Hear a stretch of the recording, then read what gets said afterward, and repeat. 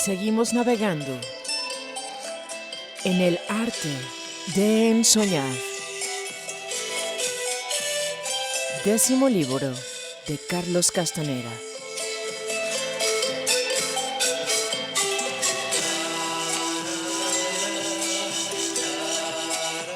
Hoy te presentamos el capítulo número 3, la segunda compuerta del ensueño.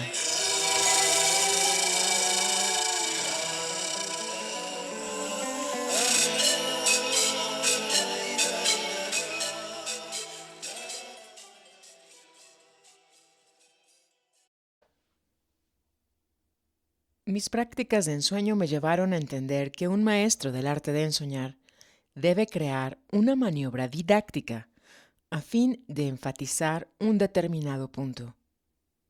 En esencia, lo que don Juan buscaba con la primera tarea era ejercitar mi atención de ensueño. A medida que yo aprendí a enfocarla en los objetos de mis sueños. Para lograrlo, usó la idea de que yo debería estar consciente de quedarme dormido. Su subterfugio era decir que la única manera de estar conscientes de que nos estamos quedando dormidos es examinando los elementos de nuestros sueños. Con la práctica me di cuenta de que ejercitar la atención de ensueño es el punto esencial del arte de ensoñar. Sin embargo, a la mente le parece imposible que uno pueda entrenarse a sí mismo a estar consciente al nivel de los sueños. Don Juan decía que el elemento activo de tal entrenamiento es la persistencia y que la mente, con todas sus defensas racionales, no puede defenderse de la persistencia. Tarde o temprano, las barreras de la mente caen bajo su impacto y la atención de ensueño florece. A medida que practicaba enfocar y mantener mi atención de ensueño en los objetos de mis sueños, empecé a sentir una peculiar confianza en mí mismo. Era una confianza tan notable que le pedí a don Juan sus comentarios al respecto. Entrar en la segunda atención es lo que te da ese sentido de seguridad en ti mismo, dijo. Llegar a este nivel requiere aún más cordura de tu parte. Muévete despacio, pero no te detengas. Y sobre todo, cállate la boca y actúa. Le conté a continuación que en mi práctica había corroborado lo que él me había dicho, que si uno da breves vistazos a los objetos de un sueño, las imágenes no se disuelven. Comenté que la parte difícil es romper la barrera inicial que nos impide creer que los sueños son parte de nuestro ser consciente. Le pedí a don Juan que me diera su opinión sobre este asunto. Yo pensaba seriamente que esta es una barrera psicológica creada por nuestra socialización, la cual demanda hacer caso omiso de los sueños. Esa barrera es más que socialización, contestó. Es la primera compuerta del ensueño. Ahora que la has superado, ¿te parece arbitrario que no podamos detenernos a voluntad para prestar atención a los objetos de nuestros sueños? Esta dificultad no es arbitraria. La primera compuerta del ensueño tiene que ver con el flujo de energía en el universo. Es un obstáculo natural. Don Juan me hizo luego acceder a que hablaríamos del ensueño únicamente en la segunda atención y cuando él lo considerara apropiado. Me alentó a que siguiera practicando, mientras tanto, y me prometió no interferir en mis prácticas en lo absoluto. A medida que fui adquiriendo destreza en la preparación del ensueño, experimenté repetidamente sensaciones que personalmente consideré ser de gran importancia, tal como la sensación de rodar en una zanja, justo en el momento de quedarme dormido. Don Juan nunca me dio a saber que esas eran sensaciones absurdas y hasta me dejó que las describiera en mis notas. Es solo ahora que me doy cuenta de cuán absurdo le he de haber parecido. Hoy en día, si yo fuera maestro del arte de ensoñar, desaprobaría absolutamente tal comportamiento. Don Juan no desaprobó nada, Solamente se burlaba de mí, llamándome un guerrero fraudulento que profesaba luchar contra la importancia personal, pero que, sin embargo, escribía un diario muy meticuloso y tremendamente personal llamado Mis Sueños. Cada vez que tenía la oportunidad, don Juan recalcaba que la energía necesaria para liberar nuestra atención de ensueño de la prisión de la socialización se obtiene reorganizando nuestra energía existente. Nada podría haber sido más cierto. El surgimiento de nuestra atención de ensueño es el resultado directo de reformar nuestras vidas. Como don Juan dijo, ya que no tenemos manera alguna de hacer uso de una fuente externa para incrementar nuestra energía, debemos reorganizar la existente mediante cualquier recurso disponible. Don Juan insistía en que el camino del guerrero es el mejor recurso que existe para engrasar las ruedas de esa reorganización de energía, y que de todas las premisas del camino del guerrero, la más efectiva es perder la importancia personal. Estaba totalmente convencido de que perder la importancia personal es indispensable para todo lo que hacen los brujos, y por esta razón puso una enorme presión en guiar a sus estudiantes a cumplir con este requisito. Su opinión era que la importancia personal no es solo el enemigo acérrimo de los brujos, sino también de la humanidad entera. Don Juan arguía que empleamos la mayor parte de nuestra fuerza en sostener nuestra importancia y que nuestro desgaste más pernicioso es la compulsiva presentación y defensa del yo, la preocupación acerca de ser o no admirados, queridos o aceptados. Él mantenía que si fuera posible perder algo de esa importancia, dos cosas extraordinarias nos ocurrirían. Una, liberaríamos nuestra energía de tener que fomentar y sustentar la ilusoria idea de nuestra grandeza. Y dos, nos proveeríamos de suficiente energía para entrar en la segunda atención y vislumbrar la verídica grandeza del universo. Necesité más de 2 años de práctica para poder enfocar mi atención de ensueño en cualquier objeto de mis sueños. Me adiestré tanto en ello que me parecía haberlo hecho toda mi vida. Lo más extraordinario era que yo no podía ni tan solo imaginar el hecho de no haber tenido esa habilidad, pero al mismo tiempo podía recordar lo difícil que me había sido siquiera tomarlo en serio. Se me ocurrió que la aptitud de examinar el contenido de nuestros sueños debe ser el producto de una configuración natural de nuestro ser, quizás similar a nuestra aptitud de caminar. Estamos físicamente condicionados para caminar bípedamente, pero aún así tenemos que hacer esfuerzos monumentales para aprender a caminar. Esta nueva capacidad de ver los objetos de mis sueños a breves vistazos estaba unida a una irritante insistencia de mi propia parte en recordarme a mí mismo que tenía que hacerlo. Estuve siempre muy consciente de la tenacidad compulsiva de mi carácter, pero en mis sueños esa compulsividad se convirtió en algo agraviante. Al escuchar mi engorrosa insistencia en mirar a los objetos de mis sueños, a breves vistazos comencé a preguntarme si esto era realmente mi compulsividad o era algo más. Hasta creí que estaba perdiendo la razón. Le conté a don Juan acerca de esto. Yo había respetado fielmente nuestro acuerdo de que hablaríamos del ensueño únicamente cuando él hiciera mención del tema, pero esta era una emergencia. Cuando te oyes a ti mismo insistiendo en todo eso, es como si no fueras tú, ¿verdad?, me preguntó. Ahora que lo pienso, sí. En esos momentos no parece que fuera yo.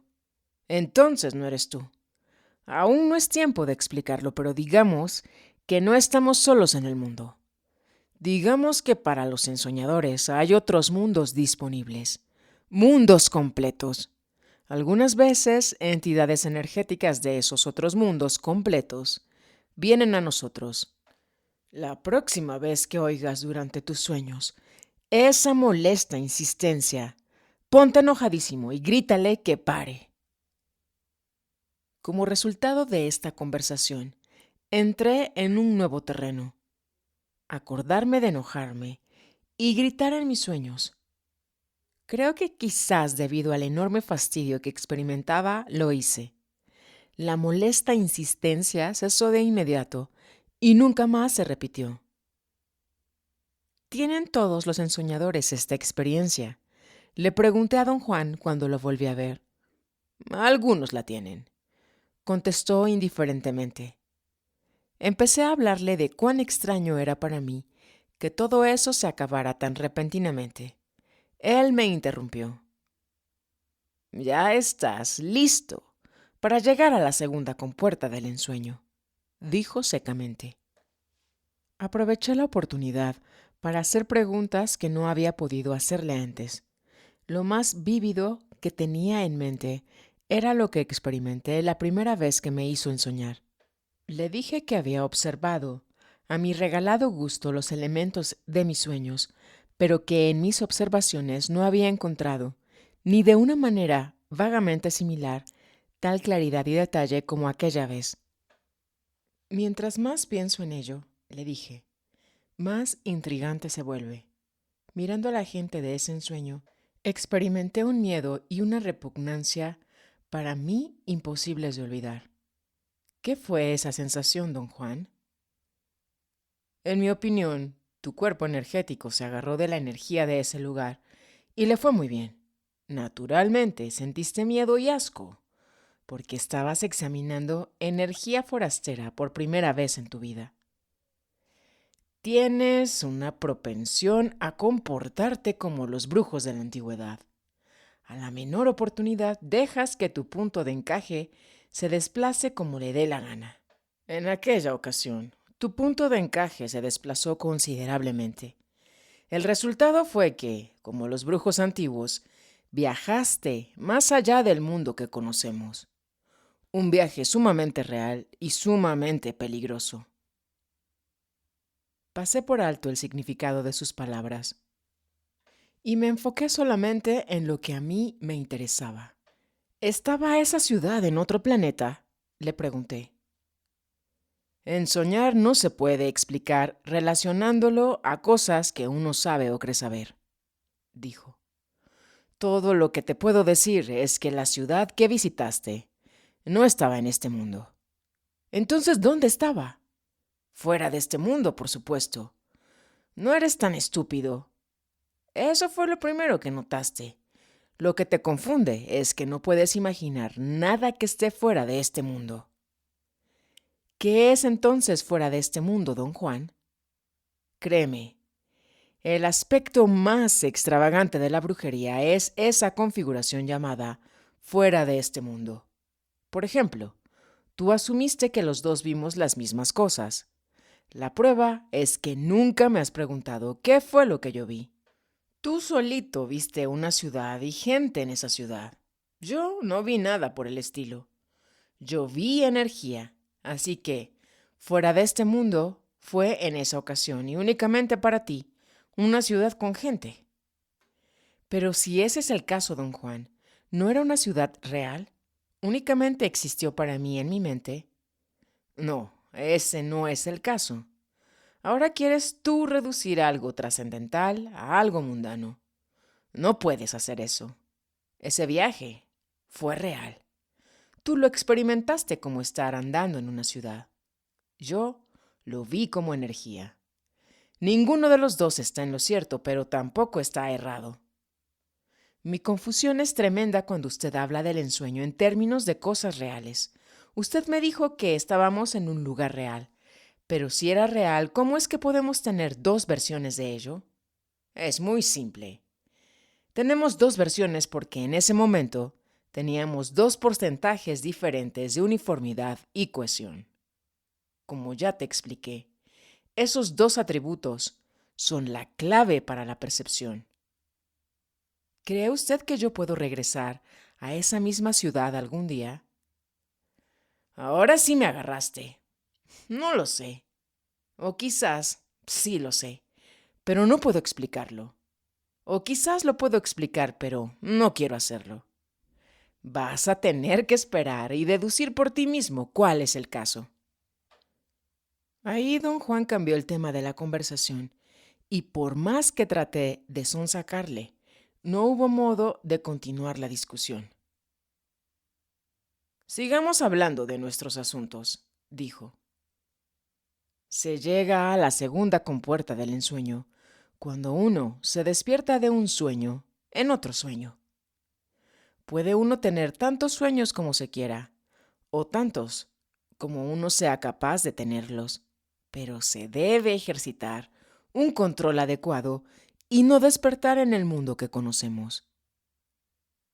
Tuve un momento de pánico. ¿Quiere usted decir que no se debe despertar nunca en este mundo? Pregunté. No, no quise decir eso, pero ahora que lo mencionas, debo hacerte una confesión. Los brujos de la antigüedad solían hacer eso. No se despertaban en el mundo que conocemos. Algunos brujos de mi línea también lo hicieron, pero yo no lo recomiendo. Lo que quiero es que te despiertes con toda naturalidad cuando hayas terminado de ensoñar. Pero mientras estés ensoñando, quiero que sueñes que te despiertas en otro sueño. Me oí yo mismo haciendo la nerviosa pregunta que le había hecho la primera vez que me habló de preparar el ensueño. Pero, ¿es posible hacer eso? Obviamente don Juan estaba al tanto de mi nerviosidad. Riéndose, me repitió la misma respuesta que me dio en aquella otra ocasión. Por supuesto que es posible. Ese control no es tan diferente al control que uno tiene en la vida diaria.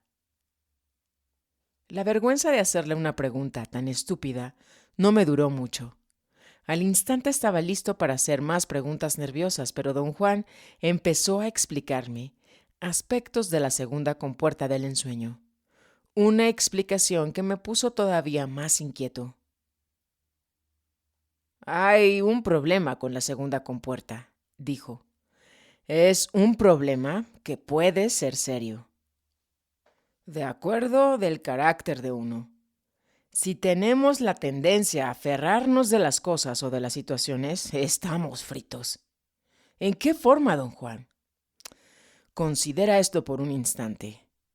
¿Has experimentado ya el exótico placer de examinar el contenido de tus sueños?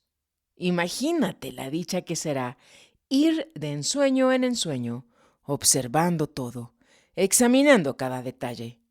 Es muy fácil transformar eso en un vicio y hundirse en profundidades mortales, especialmente si uno tiene la tendencia de darse a los vicios.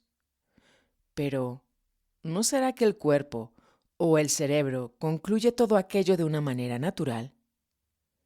Si fuera una situación de sueño normal, sí, pero esta no es una situación normal. Esto es ensoñar. Un ensoñador llega a su cuerpo energético al cruzar la primera compuerta. De ahí en adelante, ya no es algo conocido lo que atraviesa la segunda compuerta. Es el cuerpo energético quien va saltando de sueño en sueño. ¿Qué es lo que implica todo esto, don Juan? Implica que al cruzar la segunda compuerta se debe intentar un mayor y más serio control de la atención de ensueño, la única válvula de seguridad para los ensoñadores. ¿Cuál es esta válvula de seguridad? Ya averiguarás por tu cuenta propia que el verdadero propósito del ensueño es perfeccionar el cuerpo energético. Entre otras cosas, un perfecto cuerpo energético controla tan buenamente la atención del sueño que la hace parar cuando es necesario. Esta es la válvula de escape de los ensoñadores. No importa cuán tarados sean, en un momento dado, su atención de ensueño los hace salir.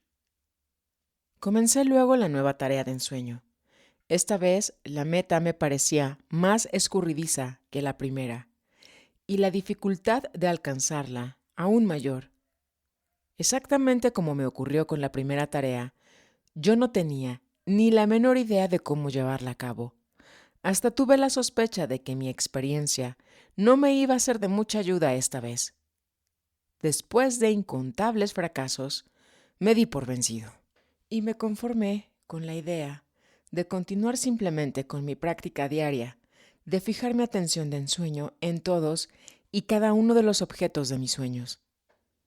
Aceptar mis limitaciones pareció darme un empujón energético y me volví aún más adepto a sostener la visión de cualquier objeto en mis sueños. Pasó un año sin que nada extraordinario ocurriera, pero un buen día algo cambió. Miraba yo por una ventana durante un sueño, tratando de descubrir si podía vislumbrar el paisaje afuera del cuarto, cuando una fuerza que sentí como un viento que zumbaba en mis oídos me jaló hacia afuera. Al instante del jalón, mi atención de ensueño había sido atrapada por una extraña estructura a lo lejos, muy semejante a un tractor. Cuando recobré mi atención de ensueño, estaba yo parado junto a la estructura, examinándola. Estaba perfectamente consciente de que yo estaba ensoñando. Miré a mi alrededor para ver desde cuál ventana había estado mirando hacia afuera. El panorama era el de una granja. No había edificios a la vista. Quise seriamente tomar este detalle en cuenta, pero la cantidad de máquinas que estaban por ahí esparcidas, como si estuvieran abandonadas, se llevó toda mi atención. Examiné máquinas segadoras, tractores, cosechadoras de grano, arados de discos y trilladores. Había tantas máquinas agrícolas que me olvidé de mi sueño original. Lo que en esos momentos quería era orientarme, observando el panorama inmediato. Había algo en la distancia, como un cartel de anuncios y algunos postes de teléfono a su alrededor. Al instante de enfocar mi atención en ese cartel, me encontré junto a él. Su estructura de acero me asustó. La sentí como algo amenazador. El cartel mostraba la fotografía de un edificio y un anuncio comercial. Leí el texto. Era un anuncio de un motel. Tuve la peculiar certeza de encontrarme en Oregón o en el norte de California. Busqué otros aspectos del medio ambiente de mi sueño. Vi unos cerros azules muy a lo lejos y unas colinas verdes y redondeadas más cercanas. En esas colinas había grupos de árboles que parecían ser robles californianos. Quería que las colinas me atrajeran, pero lo que me atrajo fueron los cerros distantes. Estaba convencido de que eran las sierras. Toda mi atención de ensueño se agotó en esos cerros, pero antes de que se agotara, fue atrapada por cada uno de los aspectos peculiares de esas serranías. Mi sueño dejó de ser un sueño. Yo creí estar verdaderamente en las montañas, flotando velozmente de barrancos a enormes formaciones rocosas, a árboles y a cuevas. Fui de los precipicios a la punta de los picos hasta que se me acabó el impulso y no pude ya enfocar mi atención de ensueño en nada. Sentí que estaba perdiendo el control. Finalmente, ya no hubo más paisaje y quedaron únicamente las tinieblas. Has llegado a la segunda compuerta del ensueño, dijo don Juan cuando le conté mi sueño. Lo que ahora te queda por hacer es cruzarla. Y eso es un asunto muy serio. Requiere gran esfuerzo y disciplina. Yo no estaba seguro de haber cumplido con la tarea, ya que realmente no me había despertado en otro sueño. Le pregunté a don Juan acerca de esta irregularidad. El error fue mío, dijo. Te dije que uno se tiene que despertar en otro sueño, pero lo que quise decir es que uno tiene que cambiar de sueños de una manera ordenada y precisa, exactamente como lo hiciste. En la primera compuerta, perdiste mucho tiempo buscando exclusivamente tus manos. Esta vez te fuiste directamente a la solución, sin molestarte en seguir al pie de la letra la orden dada: despertar en otro sueño. Don Juan me explicó que hay propiamente dos maneras de cruzar la segunda compuerta del ensueño. Una es despertarse en otro sueño, Es decir, soñar que uno está soñando y luego soñar que uno se despierta de ese sueño. La otra alternativa es usar los objetos de un sueño para provocar otro sueño, como yo lo hice. Don Juan me dejó practicar sin ninguna interferencia de su parte, como lo había estado haciendo desde el principio, y corroboré las dos alternativas. O soñaba que tenía un sueño del cual soñaba que me despertaba, o pasaba rápidamente de un objeto definido, accesible a mi atención de ensueño inmediata, a otro no tan accesible, o entraba en una ligera variación de la segunda. Mantenía la atención de ensueño fija en cualquier objeto de un sueño hasta que el objeto cambiaba de forma, y al cambiar me jalaba a otro sueño a través de un vórtice zumbante. Sin embargo, nunca fui capaz de decidir de antemano cuál de las tres alternativas iba a seguir.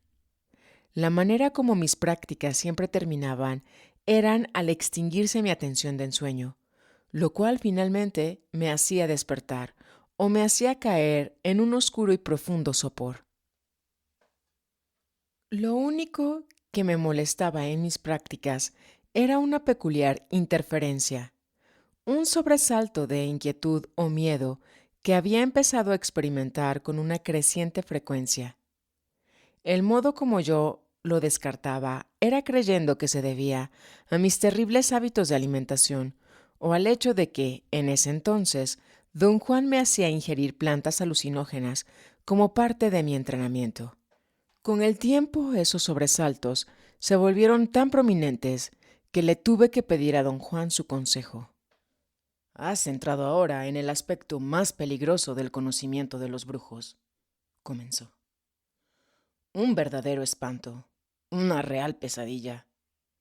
Podría hacerlo pasar por broma y decir que no te mencioné esta posibilidad porque quería proteger tu mimada racionalidad, pero no puedo. Todos los brujos tienen que enfrentarse con esto. Mucho me temo que aquí es donde, probablemente, tú creas que te estás volviendo loco». Don Juan me explicó muy solemnemente que la vida y la conciencia, siendo exclusivamente una cuestión de energía, no son propiedad exclusiva de los organismos.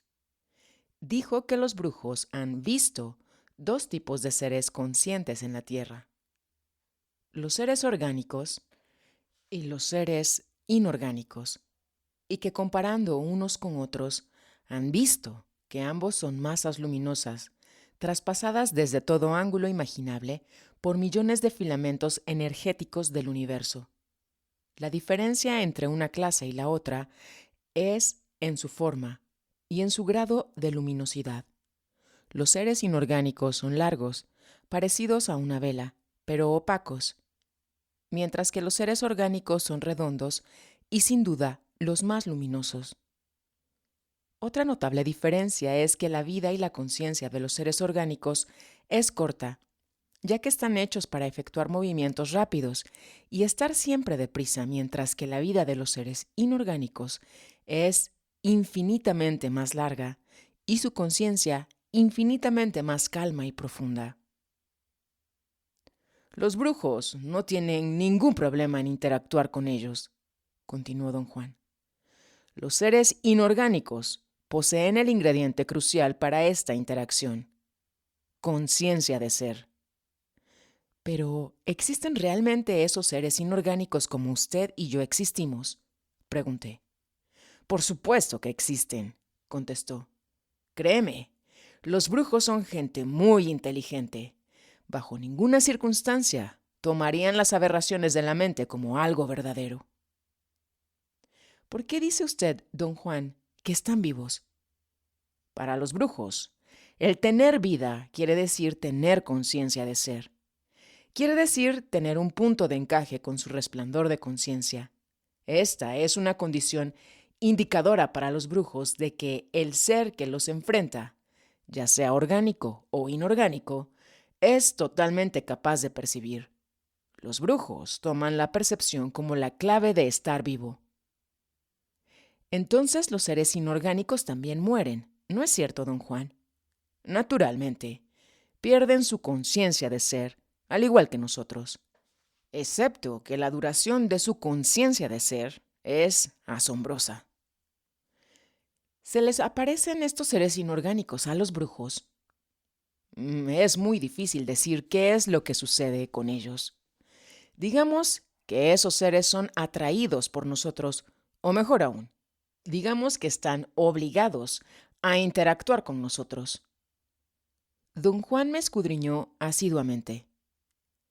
No estás escuchando absolutamente nada de esto, dijo, con un tono no de reproche, pero sí de sorpresa. Me es casi imposible pensar acerca de esto racionalmente, le dije. Te advertí que este tema iba a abrumar tu razón. Lo más indicado es suspender todo juicio y dejar que las cosas tomen su curso. Esto quiere decir que los seres inorgánicos se acercarán a ti. ¿Está usted hablando en serio, don Juan? Por supuesto que estoy hablando en serio. La dificultad con los seres inorgánicos es que su conciencia de ser es muy lenta en comparación con la nuestra. Les toma años reconocer a un brujo. De allí que es aconsejable tener paciencia y saber esperar. Tarde o temprano se nos presentan, pero no como tú o yo lo haríamos. Tienen una manera muy peculiar de hacerse notar. ¿Qué hacen los brujos para que los seres inorgánicos muestren su presencia? ¿Tienen un rito? Bueno, ciertamente nos separan a media calle al dar la medianoche y los llaman con trémulas voces, si eso es a lo que te refieres. Entonces, ¿qué es lo que hacen? Los atraen en el sueño. Te dije que los brujos hacen algo más que atraerlos. Con el acto de ensoñar, los brujos obligan a esos seres a interactuar con ellos. ¿Y cómo los obligan? Ensoñar es sostener la posición a la que el punto de encaje se desplazó durante los sueños. Este acto crea una carga de energía muy especial, lo cual los atrae y atrapa su atención. Es como poner cebo en un anzuelo. Los peces se van tras él. Al llegar a las dos primeras compuertas del ensueño y al cruzarlas, los brujos les tiran el anzuelo a esos seres y los obligan a presentarse. Al cruzar la segunda compuerta, les hiciste saber que estás en subasta. Ahora debes esperar a que te den una señal de su parte. ¿Qué clase de señal, don Juan? Posiblemente la aparición de uno de ellos, aunque me parece demasiado pronto para eso. Soy de la opinión que su señal va a ser simplemente una interferencia en tus sueños. Creo que los sobresaltos de miedo que estás experimentando últimamente no son indigestión, sino sacudidas de energía que te producen los seres inorgánicos. ¿Qué debo hacer, don Juan? Debes calibrar tus expectativas. No entendí lo que me quería decir. Me explicó cuidadosamente que nuestra expectativa normal, cuando interactuamos con nuestros semejantes o con otros seres orgánicos, es obtener una respuesta inmediata a nuestro deseo de interacción. Con los seres inorgánicos, esa expectativa nuestra debe ser recalibrada, puesto que están separados de nosotros por una formidable barrera, energía que se mueve a una velocidad diferente. Los brujos deben considerar esta diferencia y alargar la duración de su deseo de interactuar con ellos y sostenerlo durante todo el tiempo que sea necesario. Los brujos llaman a esto recalibrar sus expectativas, añadió. Y en el ensueño es el medio ideal para lograrlo.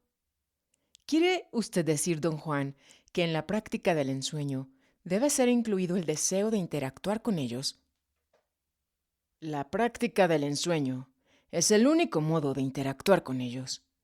Para lograr un perfecto resultado, a la práctica se debe agregar el intento de alcanzar a esos seres inorgánicos, pero alcanzarlos con una sensación de poder y confianza, con una sensación de fuerza, de desapego. Se deben evitar a toda costa sensaciones de miedo o morbosidad. son bastante mórbidos de por sí. Aumentar su morbosidad con la nuestra es una imbecilidad. Estoy un poco confundido, don Juan, acerca de cómo se les aparecen a los brujos. ¿Cuál es esa manera particular de manifestarse que usted mencionó? Se materializan a veces en el mundo diario, delante de nosotros. La mayoría de las veces su presencia es invisible y se caracteriza por una sacudida del cuerpo entero. Una especie de estremecimiento que sale desde el tuétano. ¿Pasa lo mismo durante el ensueño? Durante el ensueño ocurre lo opuesto. Algunas veces los sentimos de la forma en que tú los estás sintiendo, como un sobresalto de miedo. La mayoría de las veces se materializan delante de nosotros, puesto que normalmente no tenemos ninguna experiencia con ellos. En las primeras etapas del ensueño, nos pueden saturar con un miedo más allá de toda medida. Un verdadero peligro para nosotros. Pueden usar ese medio para seguirnos hasta aquí, con resultados desastrosos para nosotros. ¿Desastrosos en qué forma, don Juan? El miedo se nos puede pegar tan profundamente que tendríamos que ser muy abusados para salirnos de él. Los seres inorgánicos pueden ser peor que la peste. Con el miedo que nos hacen sentir, pueden fácilmente volvernos locos de remate. ¿Qué es lo que los brujos hacen con los seres inorgánicos? En los tiempos actuales, nada. En los tiempos antiguos, se asociaban con ellos. Los convertían en aliados. Formaban alianzas y creaban extraordinarias amistades. Yo le llamo a eso absurdas empresas en las que la percepción desempeñaba un papel predominante. Somos seres sociales. Inevitablemente buscamos la compañía de seres conscientes.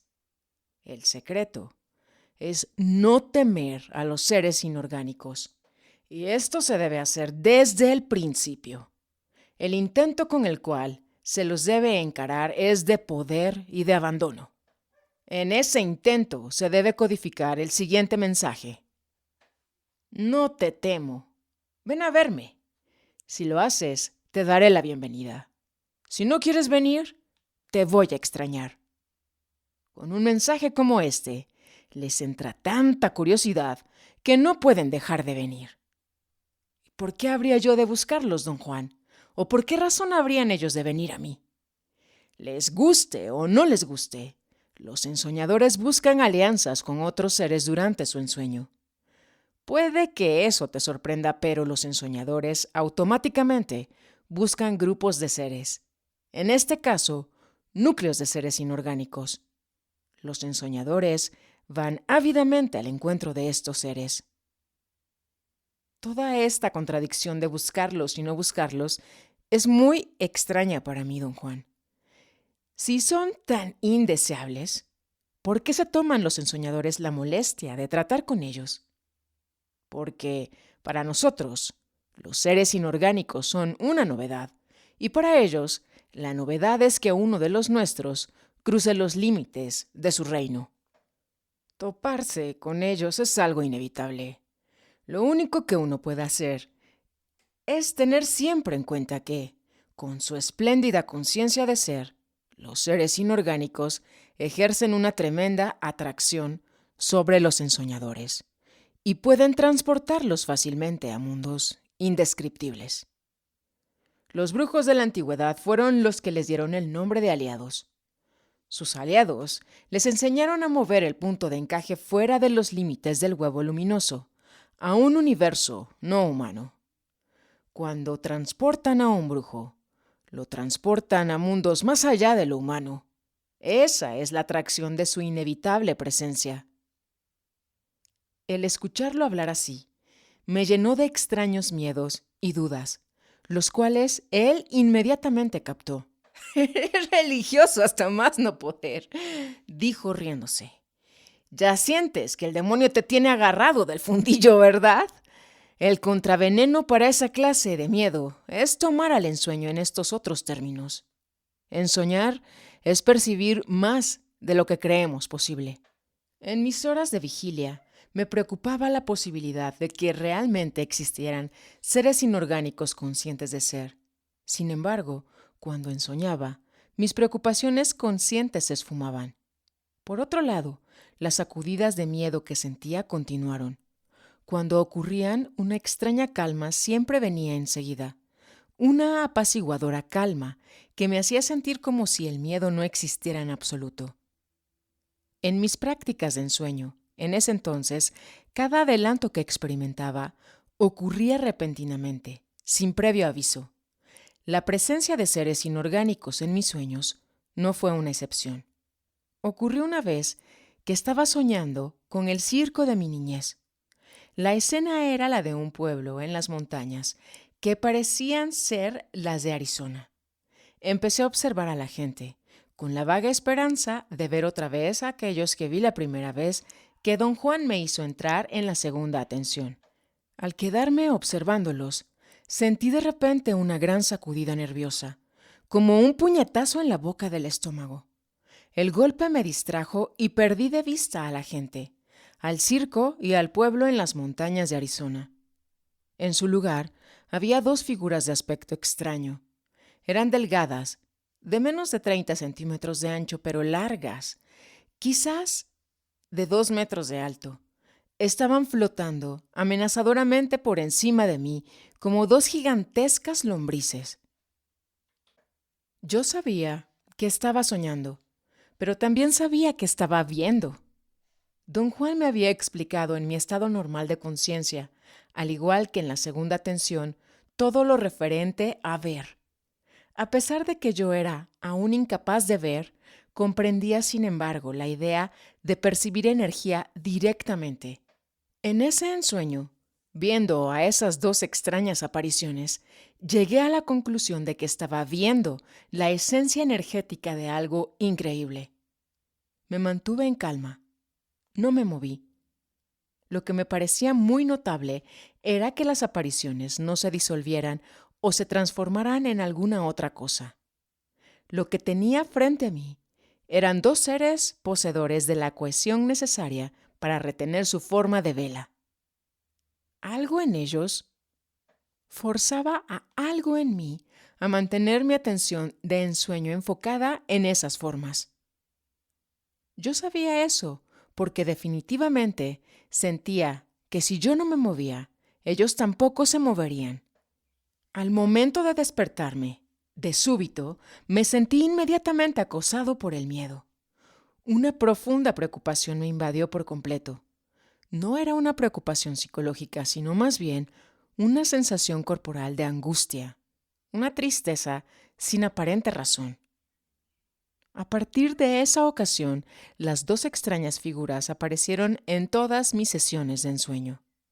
Llegó un momento en el que parecía como si yo únicamente ensoñara para encontrarlas. Jamás intentaron acercarse a mí o interferir conmigo en absoluto.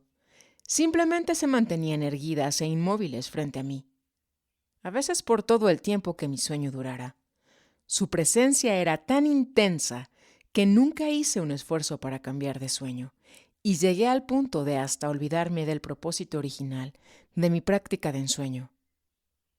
Cuando finalmente discutí con don Juan lo que me estaba ocurriendo, había yo pasado meses contemplando exclusivamente a las dos figuras. «Estás en medio de una peligrosa encrucijada», dijo don Juan. «No vale la pena que ahuyentes a esos seres, pero tampoco es aconsejable dejarlos que se queden. Ahorita su presencia es un obstáculo para ensoñar. ¿Qué puedo hacer, don Juan? Encararlos, hoy mismo, aquí en el mundo, y decirles que regresen luego, cuando tengas más atención de ensueño». ¿Cómo se los encara? No es fácil, pero se puede hacer. Lo que se requiere es tener suficientes agallas. Y por supuesto, que las tienes. Sin esperar a que le dijera yo que no tenía agallas en lo más mínimo, me llevó a unas montañas muy cerca de su casa. En ese entonces, él vivía en el norte de México y me había dado la total impresión de ser un brujo solitario. Un viejo completamente fuera de la corriente de eventos mundanos diarios, y a quien todos habían olvidado. No obstante, yo había llegado a la velada conclusión de que él poseía una inteligencia privilegiada, y solo por ello yo estaba dispuesto, aunque siempre bajo protesta, a cumplir con lo que creía eran sus meras excentricidades. La habilidad de los brujos, cultivada a través de siglos de práctica, era la marca distintiva de don Juan. Hacía modos de que yo entendiera todo lo que pudiera en mi estado de conciencia normal, y al mismo tiempo se aseguraba de que yo entrara en la segunda tensión, donde entendía, o por lo menos escuchaba apasionadamente, todo lo que él me enseñaba. De esta manera, me dividió en dos. En mi estado de conciencia normal, no podía entender por qué o cómo estaba yo dispuesto a tomar sus excentricidades en serio. En la segunda tensión, todo me era perfectamente natural, aunque no del todo comprensible. Respecto a la segunda tensión, su punto de vista era que ésta es asequible a todos nosotros, pero que al aferrarnos testarudamente a nuestros defectuosos razonamientos, algunos de nosotros, más ferozmente que otros, mantenemos la segunda atención a distancia. Al ensoñar, rompemos las barreras que la rodean y la aíslan, y la transformamos en algo alcanzable. El día que me llevó a las montañas en el desierto de Sonora a encontrarme con los seres inorgánicos, yo estaba en mi estado de conciencia normal. Sin embargo, sabía que iba a hacer algo que sin duda sería increíble. Había lloviznado en el desierto. La tierra roja estaba todavía mojada.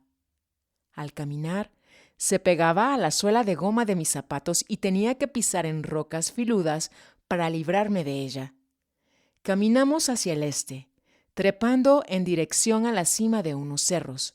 Cuando llegamos a una estrecha hondonada entre dos cerros, don Juan se detuvo. Este es sin duda alguna el mejor lugar para que convoques a tus amigos, dijo. ¿Por qué los llama usted mis amigos? Te han elegido ellos mismos. Cuando hacen eso quiere decir que buscan una alianza. Te he mencionado que los brujos forman lazos de amistad con ellos. Tu caso parece ser un ejemplo y ni siquiera tuviste que pedir nada. ¿En qué consiste una amistad de esta índole, don Juan? Consiste en un intercambio mutuo de energía. Los seres inorgánicos proporcionan su conciencia superior y los brujos proporcionan su gran energía. El resultado positivo es un intercambio parejo de energía. El negativo es una dependencia de las dos partes. Los brujos antiguos amaban a sus aliados. De hecho, amaban más a sus aliados que a los seres de su propia especie. Yo puedo presagiar terribles peligros en eso. ¿Qué me recomienda hacer, don Juan? Convócalos, valorízalos y luego decide tú mismo qué hacer. ¿Qué debo hacer para convocarlos? Mantén en tu mente la visión de ensueño que tienes de ellos. La razón por la cual te han saturado con su presencia en tus sueños es porque quieren crear una imagen de su forma en tu mente. Este es el momento de usar la memoria de esa imagen. Don Juan me ordenó enérgicamente que cerrara los ojos y los mantuviera cerrados. Luego me guió a ciegas a que me sentara en unas rocas. Sentí la frialdad y dureza de las rocas. Las piedras estaban en declive y me era difícil mantener el equilibrio. Siéntate aquí y visualiza esa imagen hasta que sea exactamente igual a como es en tus sueños, me dijo don Juan al oído. Hazme saber cuando la tengas enfocada. No requirió nada de tiempo ni esfuerzo tener una imagen completa de los seres inorgánicos de mis sueños. No me sorprendió en absoluto que pudiera hacerlo. Lo extravagante era que yo estaba despierto. Podía escuchar todo, pero a pesar de que traté desesperadamente de hacerle saber a don Juan que ya tenía la imagen en mi mente, no pude ni abrir los ojos ni decir palabra alguna. Escuché a don Juan decir: Ya puedes abrir los ojos. Los abrí sin ninguna dificultad. Estaba sentado con las piernas cruzadas en unas rocas que no eran las mismas en las cuales me senté. Don Juan estaba detrás de mí, a mi derecha. Traté de girar la cabeza para verlo de frente, pero me detuvo. Ante mí vi dos figuras oscuras, como dos troncos delgados de árbol. Me les quedé viendo con la boca abierta. No eran tan altos como en mis sueños. Se habían encogido a la mitad de su tamaño. En lugar de ser formas de luminosidad opaca, ahora eran dos palos amenazadores, condensados y oscuros, casi negros. «Párate y agarra uno de ellos», me ordenó don Juan. «Y no lo sueltes, aunque parezca que te está matando a sacudidas». Yo no quería de ninguna manera hacer nada de eso, pero un extraño impulso me hizo ponerme de pie, contra mi voluntad.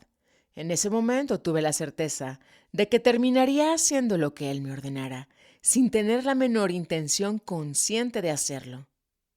Avancé mecánicamente hacia las dos figuras. El corazón me palpitaba tan fuerte que parecía salírseme del pecho. Agarré a la figura que estaba a mi derecha. Sentí una descarga eléctrica de tal fuerza que casi me hizo soltarla. Escuché la voz de don Juan como si me hubiera gritado desde una larga distancia. «Si lo sueltas te lleva a la chingada», me dijo. Me aferré a la figura, la cual se enroscaba y se sacudía, no como un animal pesado lo haría, sino como algo esponjoso y ligero, pero tremendamente eléctrico.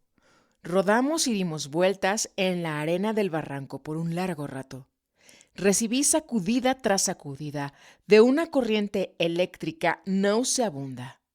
La creí nauseabunda porque la suponía diferente a la energía del mundo diario. Cuando me llegaba al cuerpo me daba un cosquilleo que me hacía gritar y gruñir como un animal, no de angustia, sino de un extraño furor sin enojo. Finalmente, el ser inorgánico se tornó en algo inmóvil y casi sólido debajo de mí. Le pregunté a don Juan si estaba muerto, puesto que yacía inerte, pero no escuché mi voz. «No hay cómo esté muerto», dijo alguien, riéndose, alguien que no era don Juan. «Simplemente agotaste su carga energética. Pero no te levantes todavía, quédate ahí un ratito más». Miré a don Juan con ojos de interrogación. Me estaba examinando con gran curiosidad. Me ayudó a levantarme. La forma oscura se quedó en el suelo. Le quería preguntar a don Juan si el ser inorgánico estaba bien, pero como me fue físicamente imposible dar voz a mi pregunta, hice algo inusitado. Tomé todo aquello como un hecho real. Hasta ese momento, mi mente se salvaguardó tras la idea de que todo se trataba de un sueño inducido por las maquinaciones de don Juan. Me dirigí a la forma que yacía en el suelo y la traté de levantar. No tenía masa. No la pude agarrar. Esto me desorientó. La voz, que no era la de don Juan, me dijo que me acostara encima del ser inorgánico. Lo hice, y ambos nos levantamos de un solo golpe. El ser inorgánico estaba pegado a mí como una sombra.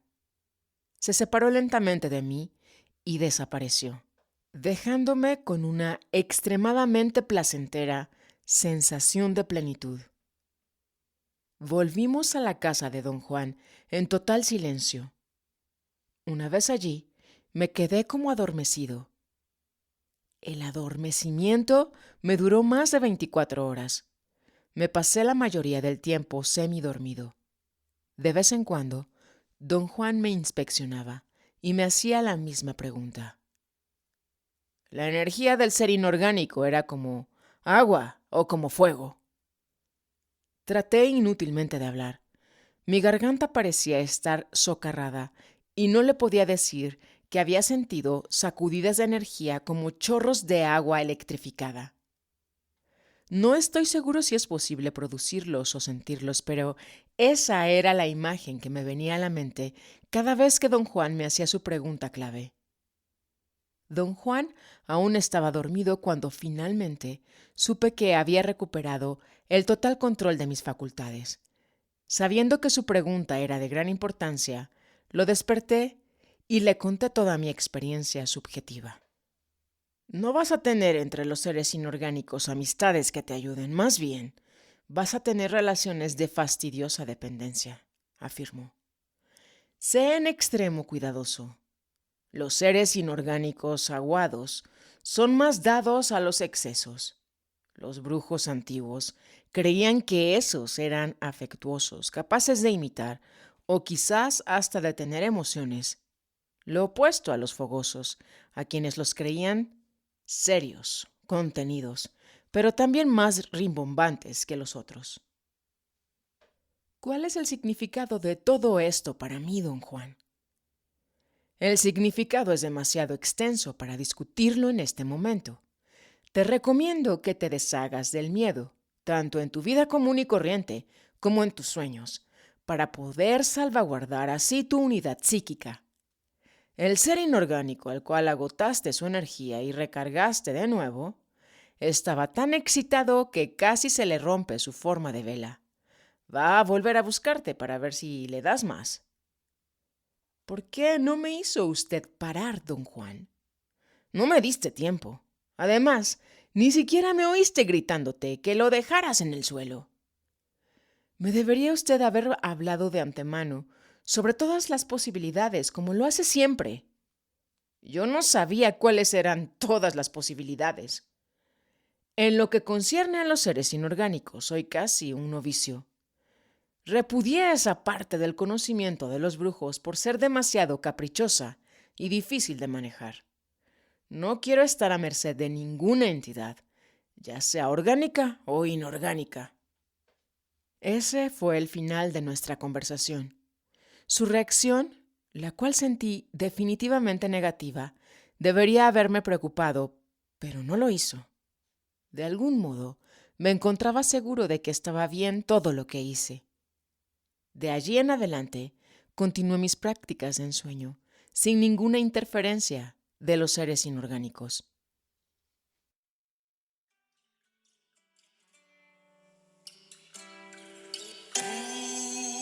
Una puerta y otra más hacia el misterio.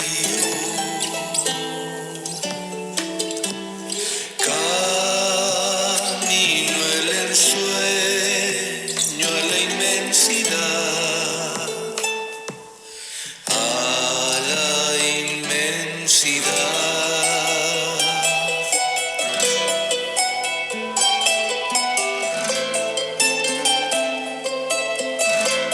Y así, con un intento inflexible, vamos navegando en el ensueño.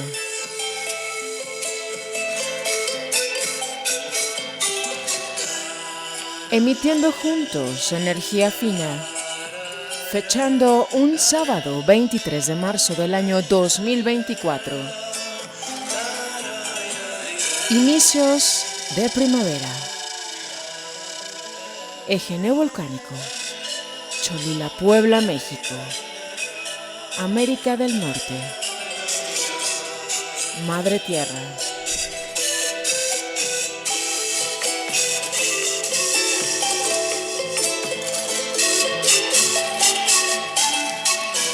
Hay encuentros por los que uno debe luchar, los encuentros con el poder. Nos desafían, nos prueban, nos retan. Por ello, nos entrenamos como guerreros para elegir las batallas. Hay llamados que solo ocurren una vez. ¿Estás listo? ¿Estás lista para acudir y entrar en ti? Gracias, caminante, por tu sintonía. Hasta un nuevo sueño.